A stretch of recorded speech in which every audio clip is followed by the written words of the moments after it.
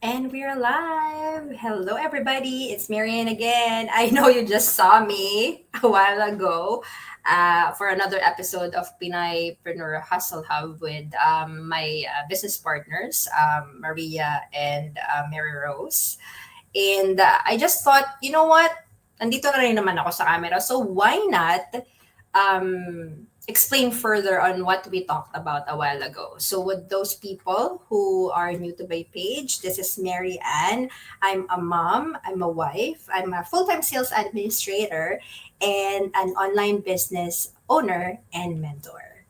And thank you for always supporting me, even though I haven't been going live for the past months, I think.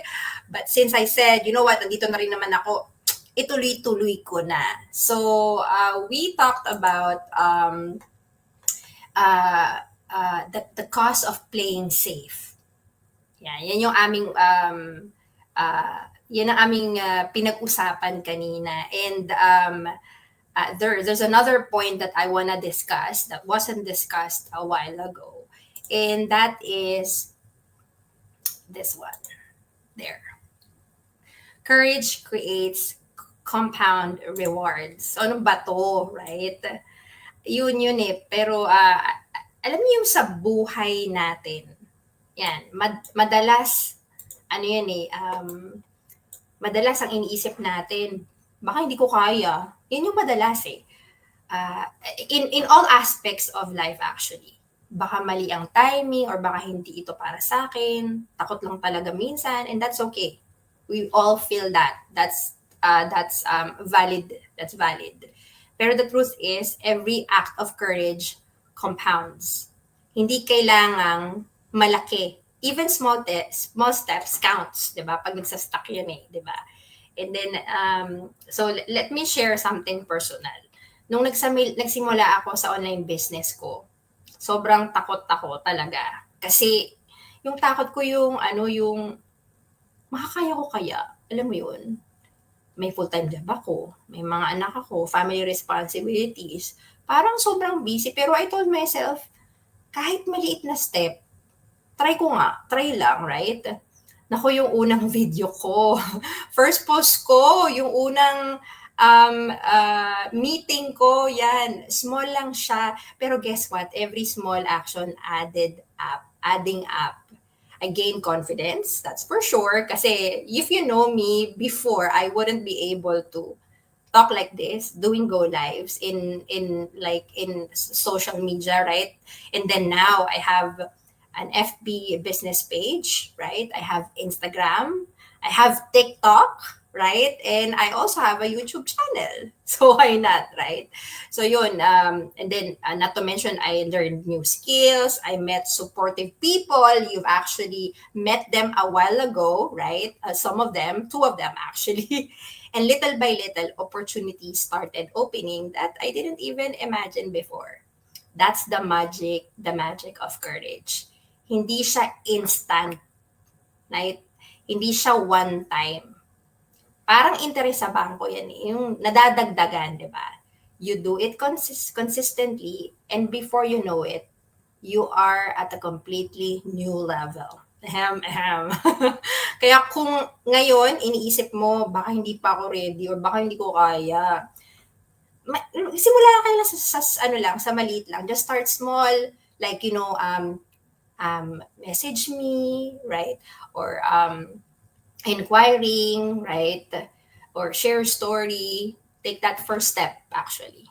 Because every small act of courage adds up. Confidence, plus skills, plus connections, and even new income streams. Why not? And the more you do it, the more doors open. So today, if may gusto kayong simulan, kahit ano pa yan, may it be career, personal, bagong hobby, right? Don't wait for the perfect timing. Start small. Start today. Courage compounds. And the rewards are worth it, I can say. I can say that from experience.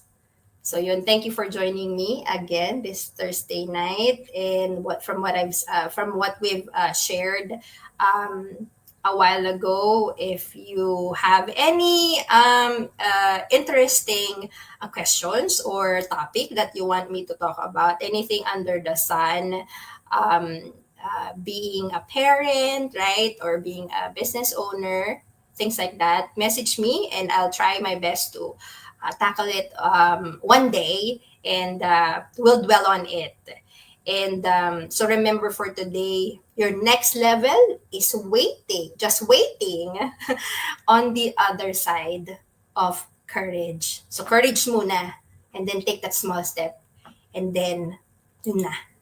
And then may isip mo na lang, dapat pala dati ko pa 'to ginawa, 'di ba? Why not, 'di ba? Wag tayong matatakot, and most especially kung hindi pa naman talaga natin alam. Hindi tayo nagtanong, hindi tayo nag-research, right? Yun yung personally ma-advise ko sa inyo. So there you have it. Happy Thursday again, and hope your weekend will be as great as you have been dreaming of from Monday pa. And message me, say hi, right? Comment down below or whatever.